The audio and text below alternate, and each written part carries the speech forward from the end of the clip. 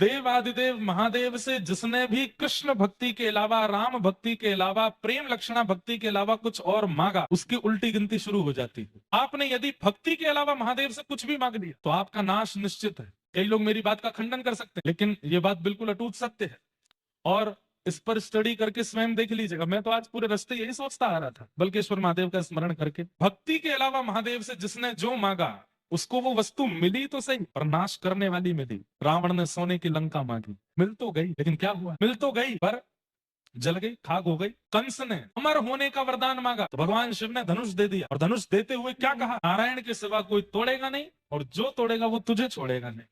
तीसरा नाम भस्मासुर।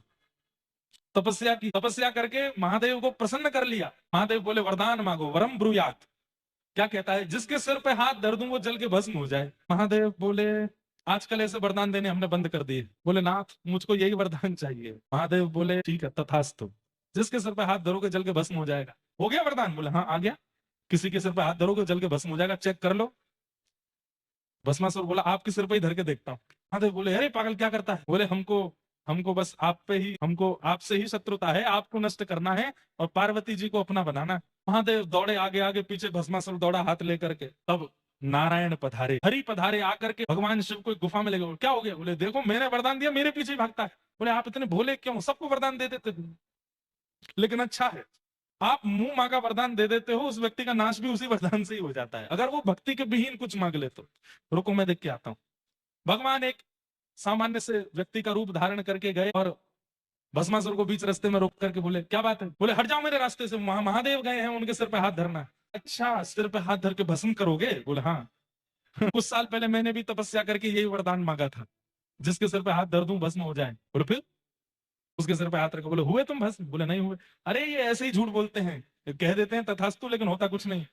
बोले तो फिर डर के भाग क्यों नहीं? बोले इसलिए ताकि तुझको विश्वास हो जाए कि हाँ तू भस्मासुर हो गया है। अब मैं क्या करूं? बोले एक बार अपने ऊपर ही रख के देख ले, कोई है नहीं बल वाली, ऐसे ही बोल देते हैं तथास्तु। मैं जल गया तो? अरे भाई आग लगने से पहले थोड़ी गर्मी लगती है, आग लगने से पहले थोड़ी चिंगारी निकलती है, आग लगने से पहले थोड़ी सी घबराहट सी होती है। मैं पानी लेके खड़ा हूं, तू रख अपने सिर पे हाथ, और सुन एक काम कर, थोड़ा ऊपर रख, जैसे ही गर्म लगे तो हटा लेना हाथ।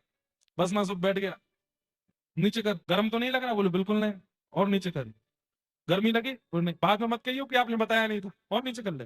नीचे किया। तू धर ही ले यार, कुछ नहीं होगा, हम कह तो रहे हैं। भस्मासुर बोले देख लो भाई साहब। बोले धर ले तो मैं कह रहा हूं। महादेव दूर से देख रहे हैं। जैसे ही सिर पर हाथ दिया, एक क्षण में अग्नि प्रज्वलित हुई, भस्मासुर जल के भस्म। महादेव दौड़ करके आए, प्रभु को हृदय से लगाएंगे, जय हो प्रभु। ठाकुर जी बोले आज के बाद वरदान नहीं देना ऐसे चलते फिरते किसी।